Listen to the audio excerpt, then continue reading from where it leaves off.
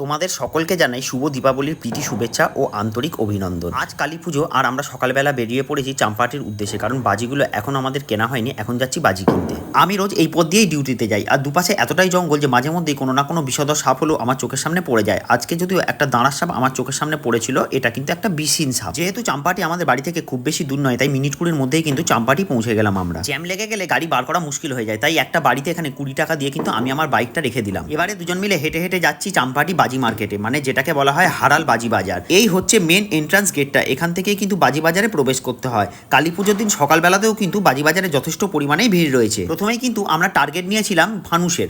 ফানুস কিন্তু 20 টাকা করে বলছিল, কিন্তু আমরা দেখছিলাম যে আরো কমে পাওয়া যায় কিনা। অবশেষে কিন্তু 15 টাকা করে ফানুস আমরা এই বাজারের মধ্যে থেকে পেয়ে গেছি। আসলে রোদ্দুরের মধ্যে অত ঘুরে ঘুরে বাজি কেনার ধৈর্য আমাদের নেই, তার জন্য কিন্তু আমরা একটা দোকানেই ঢুকে যাই এবং সেখান থেকেই দাম ঠিকঠাক লাগায়, সেই জায়গা থেকেই কিন্তু সমস্ত বাজিগুলো কিনে নিয়ে। বাজি আমাদের কেনা হয়ে গেছে, এখন আমরা বাড়ির দিকে চলে যাবো। হরেক রকম বাজির মেলায় মনে হচ্ছিল যে আরো কিছু বাজি নিয়ে নিই, কিন্তু আমি পোড়াই খুব কম, মৈত্রী একটু পোড়ায় বেশি, তার জন্য আমাদের খুব বেশি বাজির দরকার হয় না, তাই অল্প করেই বাজি। অসহ্য গরম লাগায় দুজনে দুটো লেবু মালাই কিনে খেতে খেতে বাড়ির পথ ধরলাম। আজকের মিনি ব্লগটা এখানেই শেষ করছি, দেখা হবে তোমাদের সঙ্গে আবার অন্য কোনো ব্লগে। তোমরা সবাই সাবধানে বাজি পুড়িও আর ভালোভাবে এনজয় করো।